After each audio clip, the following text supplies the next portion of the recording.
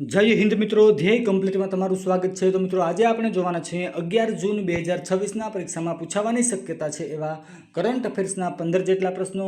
તો મિત્રો જો શક્ય હોય તો આ પ્રશ્નોને તમે તમારી નોટમાં લખી લેજો, જેથી કરીને મિત્રો તમારે જ્યારે પણ રિવિઝન કરવાનું થાય ત્યારે તમે એનું સરળતાથી રિવિઝન કરી શકો છો. અને મિત્રો કરંટ અફેર્સ જે છે એ આપણે રોજે રોજ જ કમ્પ્લીટ કરતું જવાનું છે, જેથી કરીને મિત્રો તમારે જ્યારે પણ એક્ઝામ આવે ત્યારે કરંટ અફેર્સ તમારે બીજી કંઈથી ગોતવાની જરૂર ન પડે મિત્રો.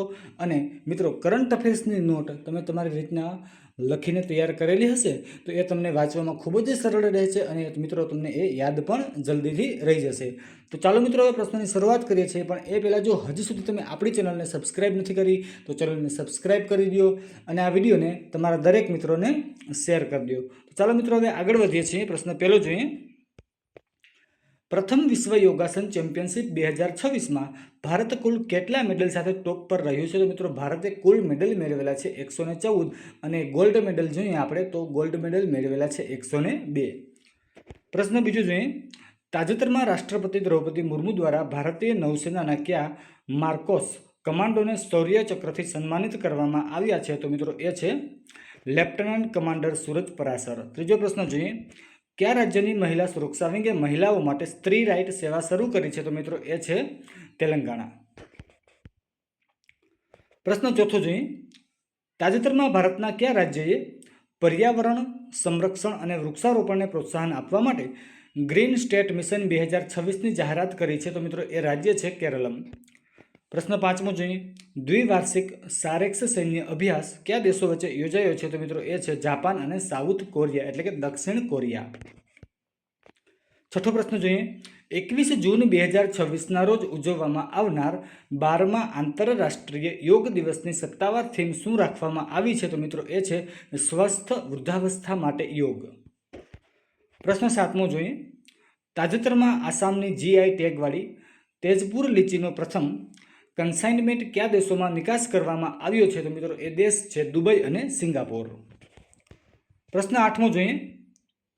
રાષ્ટ્રીય રત્ન સન્માન 2026 ભારતની કઈ પ્રથમ ફૂડ લેન્ડ મેટાબોલિક રિકવરી સિસ્ટમને એનાયત કરવામાં આવ્યો છે? તો મિત્રો એ છે ગ્રાસા. પ્રશ્ન નવમો જોઈએ. 10 પૈસે કા પોસ્ટ કાર્ડ પુસ્તકના લેખક કોણ છે? તો એ છે S.A. અહેમદ. મિત્રો 10મો પ્રશ્ન જોઈએ. મહિલા એશિયન ઇન્ડિવિજ્યુઅલ ચેસ ચેમ્પિયનશિપ 2026નો ખિતાબ કોણે જીત્યો છે? તો એ છે સવિતા શ્રીભાસ્કર. 11મો પ્રશ્ન જોઈએ. ભારતના ઇતિહાસમાં પ્રથમ સામાન્ય ચૂંટણી પછી સતત 4399 દિવસ સુધી ચૂંટાયેલા વડાપ્રધાન રહેવાનો સર્વકાલીન રેકોર્ડ કયા રાજનેતાએ બનાવ્યો છે? તો એ છે આપણા દેશના વડાપ્રધાન નરેન્દ્ર મોદી. પ્રશ્ન 12મો જોઈએ. તાજેતરમાં નેશનલ ઝૂઓલોજિકલ પાર્કમાં કઈ ડિજિટલ માર્ગદર્શિકા એપ લોન્ચ કરવામાં આવી છે? તો એ છે NZP સાથી એપ. પ્રશ્ન 13મો જોઈએ.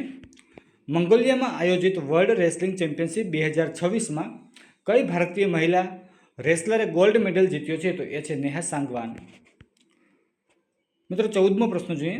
વિશ્વની પ્રથમ વર્લ્ડ યોગાસન ચેમ્પિયનશિપ 2026માં ભારત કયા સ્થાને રહ્યું છે? તો મિત્રો ભારતનું સ્થાન છે એમાં પ્રથમ. અને મિત્રો ભારતે ગોલ્ડ મેડલ કેટલા મેળવેલા છે? તો કે 114 અને ગોલ્ડ મેડલ તો કે 102. મિત્રો છેલ્લો પ્રશ્ન જોઈએ.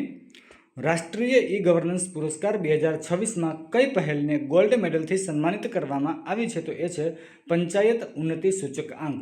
તો મિત્રો આવા જ કરંટ અફેર્સના પ્રશ્નો રોજે રોજ મેળવવા માટે આપણી ચેનલને સબસ્ક્રાઈબ કરો, વિડીયોને લાઇક કરો, શેર કરો અને કોમેન્ટ કરો. જય હિન્દ, જય ભારત. Thank you.